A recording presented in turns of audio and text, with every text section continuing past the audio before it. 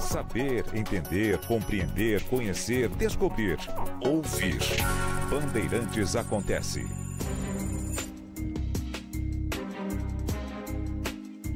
Jornalismo, Bandeirantes.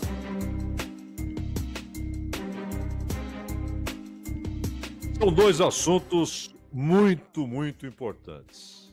E eles terão impacto, inclusive, na economia do país, inclusive no custo de produção e, portanto, no crescimento econômico, na geração de empregos. Terão também impacto por longo tempo na vida das pessoas, de diversas maneiras. De diversas maneiras. Algumas que são negligenciadas. Uma é a medida provisória para o setor elétrico. E a outra questão se refere ao projeto que estabelece novos termos para licenciamento ambiental.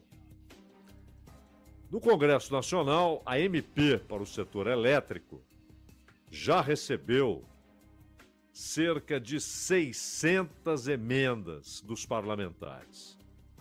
Desde alterações em dispositivos considerados controversos, até os indefectíveis jabutis, né? Aquilo que os parlamentares vão colocando, inclusive para que haja benefícios para a geração de fontes fósseis, como carvão. E, claro, é impressionante, sempre que há alguma discussão no Congresso a respeito do setor elétrico, dá-se um jeito de incrementar os recursos e subsídios públicos para as termoelétricas. E a MP, que é a 1.300, tem como foco o aumento dos benefícios à população de baixa renda. Esse é um primeiro mote do anúncio feito. E a estimativa é que os descontos atinjam aí de 15 a 17 milhões de famílias, algo em torno de 60 milhões de pessoas. Há exageros de que 100 milhões de pessoas serão beneficiadas, o que, aliás, seria uma péssima notícia, porque isso significaria que nós temos metade da população não podendo consumir mais do que 80, quando muito 120 quilowatts. Há uma série de questões, não é simplesmente anunciar um subsídio. O problema é que hoje você tem subsídios escalonados, conforme o consumo, a renda. E grande parte daqueles que têm renda baixa e um consumo modesto, mas acima de 120, perderá qualquer subsídio ou qualquer compensação. Ninguém paga ali na conta exclusivamente pela energia. Ali é um pagamento pelo sistema, pelos subsídios, pelas dívidas acumuladas, pelo socorro contínuo a alguns setores que fazem parte do sistema elétrico, que tem de ser compreendido como algo em si, com particularidades intransferíveis que só o setor elétrico tem. Também para pagar distribuidoras, que simplesmente faz a ligação. Ela não produz, ela não gera, mas ela faz a ligação. Aliás, a história do Mercado Livre é que a distribuidora irá buscar essa energia onde o cliente determinar. Ficará limitado até 27, em 27, diz a medida, todo mundo poderá optar. E poderá optar, inclusive, por produtores que não garantirão a sua própria saúde financeira. E se há um colapso dessas empresas? Como é que ficará o consumidor? Ele será disputado por essas empresas. Serão muitas ofertas. Quem oferece mais barato, quem promete melhor serviço. Mas isso não tem a ver com a distribuidora. A distribuidora seguirá a mesma. Mas há muitas inconsistências. O sistema brasileiro, ele é muito bom na medida em que é um sistema único, com exceção de Roraima.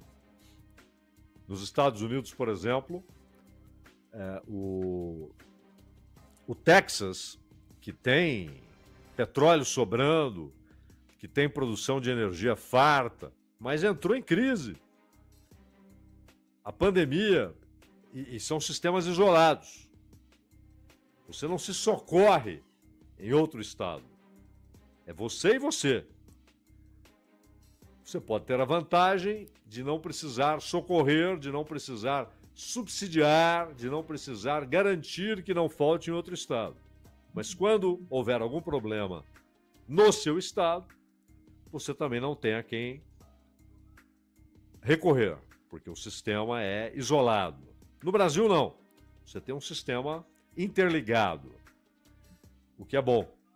Mas, e é vergonhoso que até hoje Roraima esteja fora desse sistema. Mas é muito sério o fato de que é uma MP de economistas. Não é uma medida provisória feita por quem entende de fato do assunto, quem domina o assunto. E há alertas. O Brasil tem formidáveis profissionais nessa área. O Brasil tem engenheiros de primeira qualidade que trabalham com o setor elétrico. E eles não são escutados, eles não são ouvidos.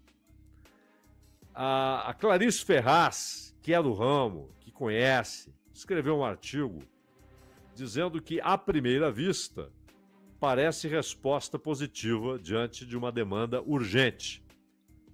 Uma análise mais atenta, no entanto, revela uma medida desconectada do restante da política do setor e que não combate as causas estruturais da pobreza energética no país. E ela alerta quando dizem a indústria e a classe média pagarão pelo subsídio. O que ela está dizendo é não. A indústria pagará, a classe média pagará, mas os pobres pagarão. Aqueles que têm um ventilador, porque com o ventilador você já passa dos 80 megawatts, e haverá um subsídio menor até 120, mas grande parte dos consumidores de baixa renda deixarão de ter a proteção tarifária que hoje tem. E vão pagar por todo o sistema, não é só pela energia. Você paga pelo custo do sistema. Então a ideia propagandeada de justiça social, ela já é desarmada aí.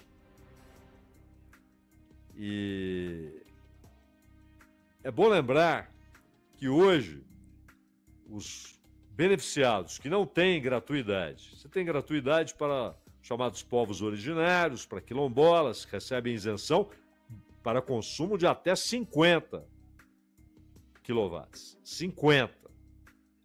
O que é baixíssimo. Os demais não possuem a garantia do serviço gratuito, mas têm direito a descontos que são escalonados. Pode ser de 30%, de 40%, de 10%, de 65%. E depois de 220 quilowatts, todos passam a pagar o valor integral.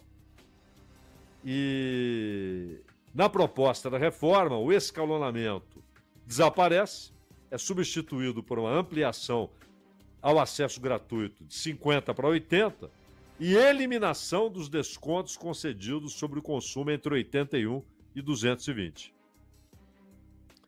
E não será suficiente para garantir não apenas a eletricidade, mas até a saúde. Você tem equipamentos e muitas vezes ninguém está falando em ar-condicionado, porque aí, obviamente, um ar-condicionado já o sujeito não poderia ligar mais nada, nem uma lâmpada ele poderia ter em casa, nem uma geladeira para estar dentro desse limite. Ele sozinho. Estou falando de ventilador. Muitas vezes é uma questão de saúde, dependendo da temperatura na época do ano. E há uma eletrificação da vida, inclusive com celulares, com os carregadores de celulares. A simples utilização de um aparelho de ar-condicionado já ultrapassa esse teto de 80. Então ninguém está falando em ar-condicionado, está falando de ventilador. Então o cara vai poder ter uma geladeira, algumas lâmpadas, um televisor, um chuveiro. E mais do que isso, ele tem de pagar por todo o sistema. E os custos dessa reestruturação, que o Ministério estima se elevarem a 4 bilhões 450 milhões de reais, esse valor deve ser muito maior pelos efeitos da Lei 15.097, que define o marco legal do desenvolvimento da energia eólica. E aqui é a energia eólica offshore, né? Inclusive os parques que você pode ter de produção de energia eólica até no mar. Mas no Nordeste, no Norte, a produção de energia com o sistema eólico tem produzido, inclusive, problemas ambientais e agrários. Muita gente perdendo a posse da terra ou sendo expulsa em razão dessa pressão por terra para a produção de energia eólica. Então, é um assunto muito mal discutido e, na verdade, não debatido com quem entende do assunto. Não debatido com aqueles que estão alertando que as consequências não serão as anunciadas. Que grande parte da população pobre do país pagará mais. E pagará mais depois no Mercado Livre. Embora, em tese, você tenha a concorrência e, portanto, preços que caem. Mas o setor elétrico é particular, é específico e não funciona assim. As contas ficarão mais caras. E ainda com a ausência de medidas para garantir o crescimento da produção e distribuição de energia. Ninguém está falando aqui dos níveis chineses de investimento. Nenhum país do mundo investe o que a China investe em energia. Nenhum. Só para as centrais de dados, a China vai construir pequenas usinas nucleares, dezenas de usinas nucleares pequenas, talvez 40 pequenas usinas nucleares, só para esse setor. Só para que não haja demanda da energia produzida por hidrelétricas, para que cidades e fazendas não sejam afetadas. Então, você fala, bom, mas o Congresso pode corrigir. Pode piorar também. Esses jabutis geralmente atendem interesses, inclusive na produção de energia usando carvão. Porque aí você não tem falta de chuva que afete e não tem eventos naturais que possam prejudicar a produção. Então, é uma alternativa importante, é uma alternativa que deve existir para que você garanta o fornecimento mesmo com com secas prolongadas e severas, mas não pode ser o centro do programa energético. A Eletrobras é, na verdade, um grande armazém. Ela reserva energia. É isso que é a Eletrobras. E esse grande armazém, que é fundamental, aí sim ele pode ser usado para garantir fornecimento com justiça social, com preços corretos. Ela foi privatizada. E é claro que ela muda as suas referências e as suas metas. Ao ser privatizada, a meta passa a ser acúmulo de capital e lucro, aumento do lucro e garantia de um processo contínuo de acumulação de capital. Qualquer empresa particular trabalha nessa direção. Então, a solução não estará na Eletrobras, a não ser que o Estado volte a ter o controle da direção da empresa nas suas metas, nos seus objetivos, nas suas operações. O que não vai acontecer. Ninguém comprou apenas para ter ações. As ações estavam lá. A compra da empresa para administrá-la significa mudar seus objetivos, suas metas, seus critérios.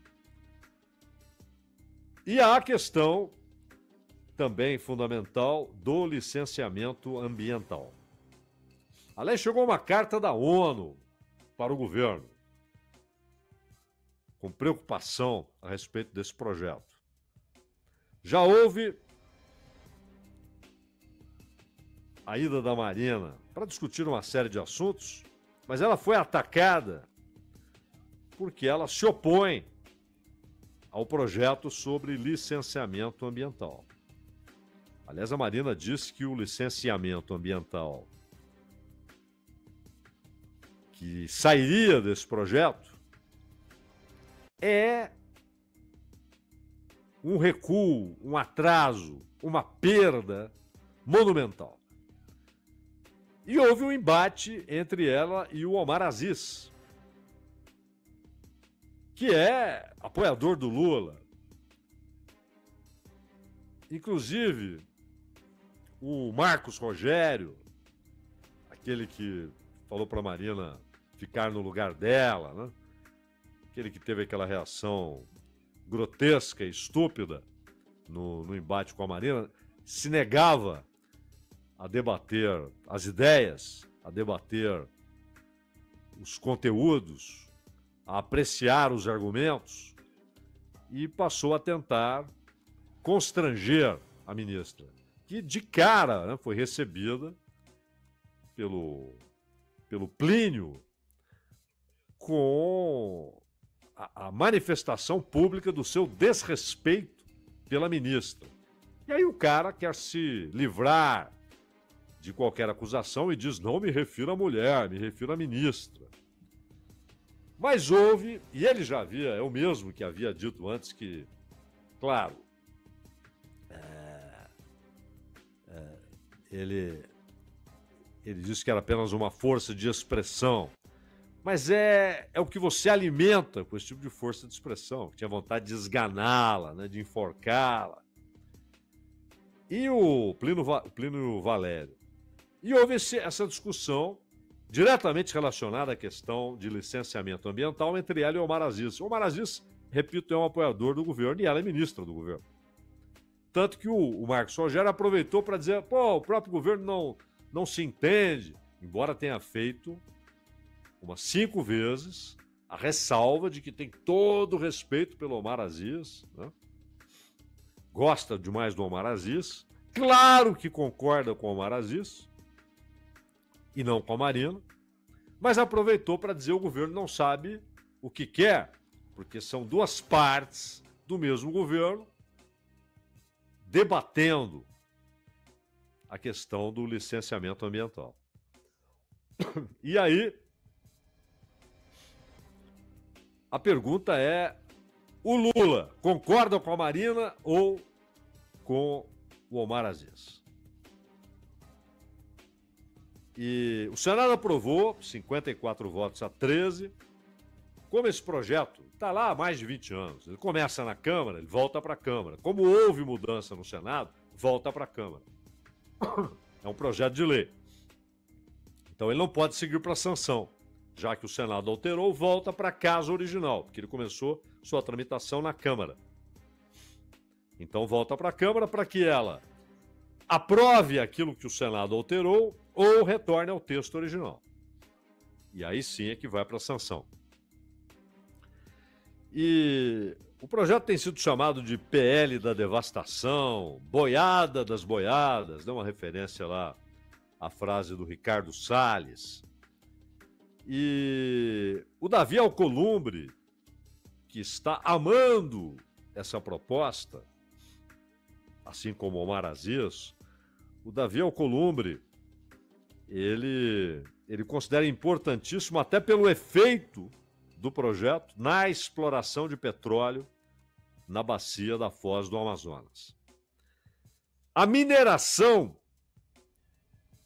foi incluída na Lei Geral no licenciamento e na Câmara ela havia sido retirada para que seguisse regras específicas. E agora a mineração ficará também sujeita a um licenciamento ambiental muito mais fraco.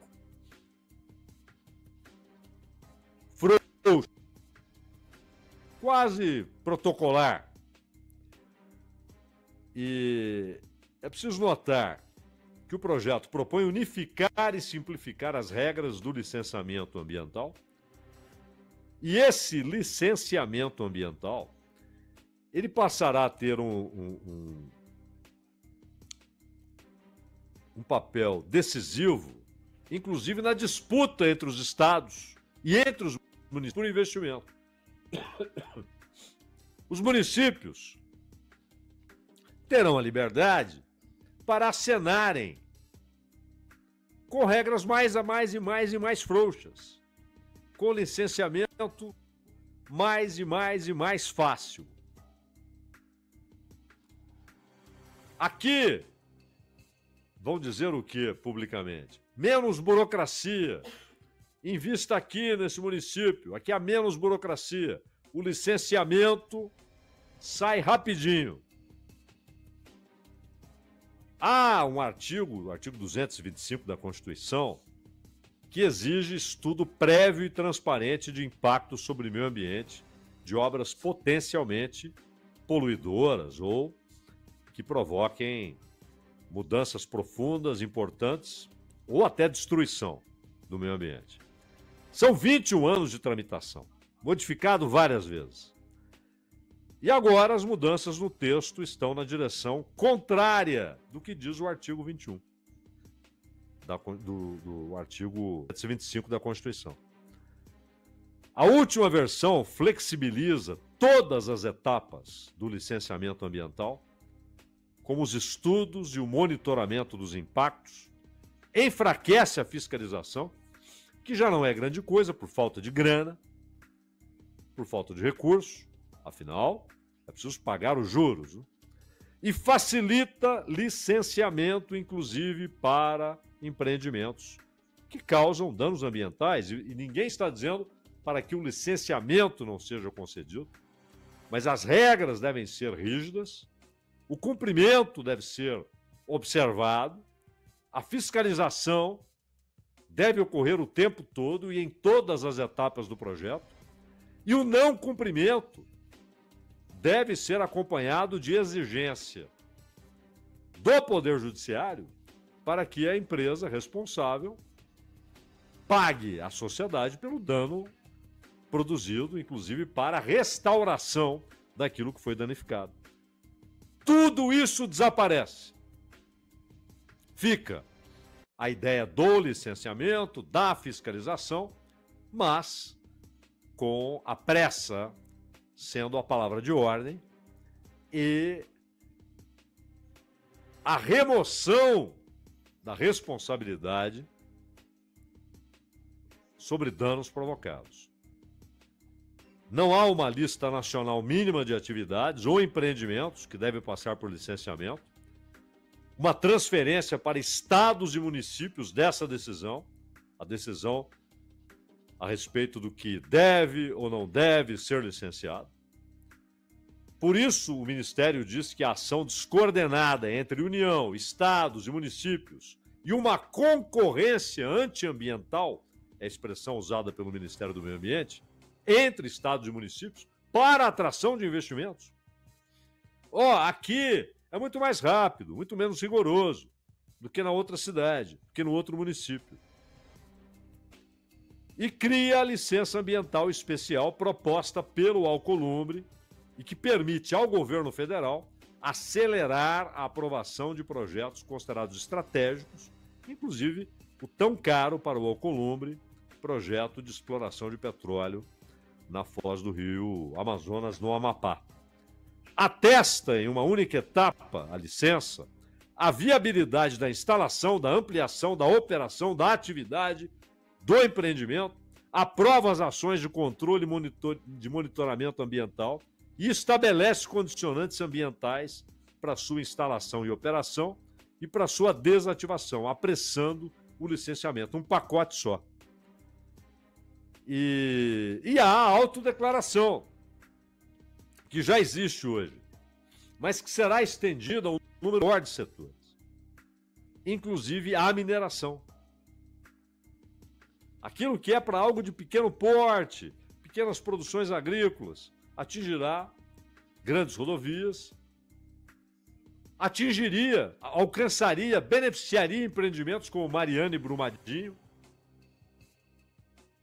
São dois empreendimentos que entrariam nesse rol do que é beneficiado pelo licenciamento rápido.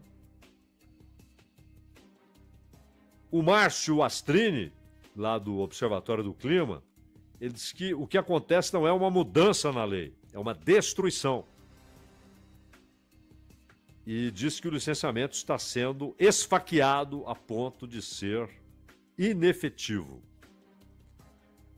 E vale ressaltar que no caso do LAC, segundo a Sueli Araújo, que presidiu o IBAMA, 90% dos licenciamentos ambientais que hoje envolvem empreendimento de pequeno e médio porte, 90% desses empreendimentos passariam a ser feitos por essa autodeclaração, pela LAC.